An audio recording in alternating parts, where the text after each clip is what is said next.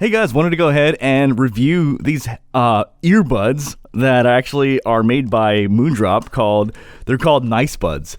I wrote this. Okay, before I go on further, let me go and put some notes on the screen. Please note that what's in the notes is actually a little bit different from what I say in the video.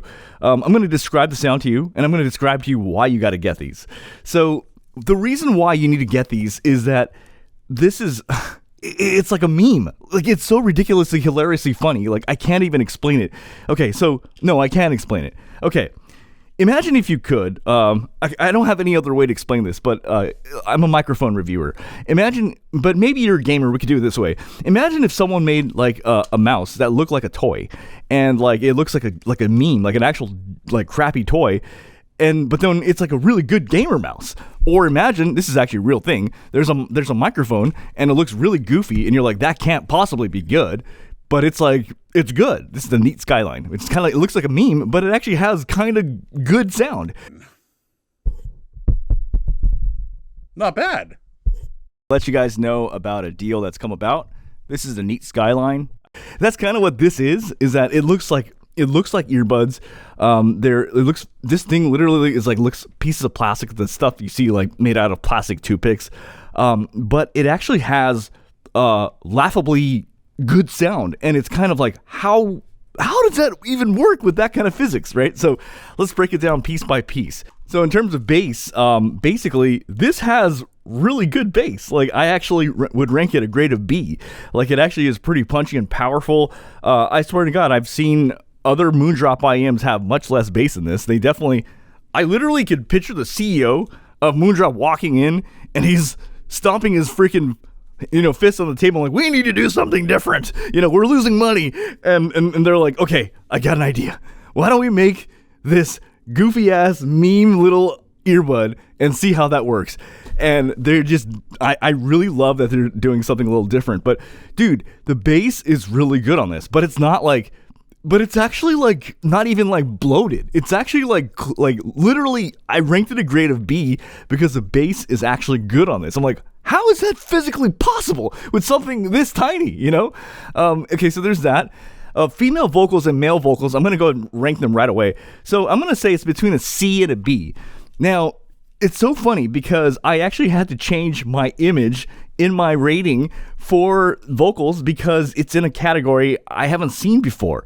So the vocals are actually full, believe it or not. They're nice and full, but they're grainy. And I was like, in my Richter scale, it'd be like, this is S tier. But then I'd be like, this is not as good because it's a little thin. Well, the problem with this is that it's not that the vocals are thin, it's that they're a little grainy. And the one headphone I kept thinking about as I was listening to this reminds me of Koss headphones. If you know the Koss Porta Pro or the Koss KPH30i or the KSC75, it sounds really good and it's almost never sibilant, but it always has this like grainy kind of tonality to it. And that's what it does, is like the vocals are full, but they are a little bit grainy.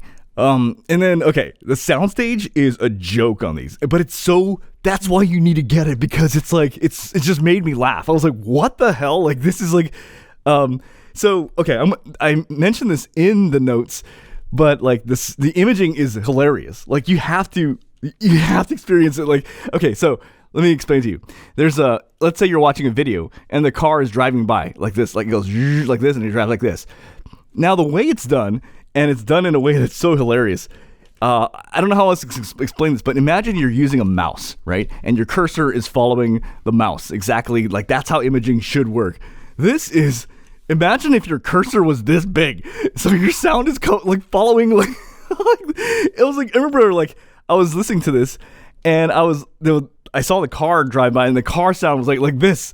And I was like, bro, are you kidding me? And I was like rewinding. I was like, that's ridiculous. That's so freaking hilarious, because it just makes you crack up, because it's so funny, because it's like, that's not the way it should be, but it makes you laugh. It's like, but then the sound is actually so good that I genuinely would gift these out to my friends and family. Like, this is so ridiculously, it actually sounds like good.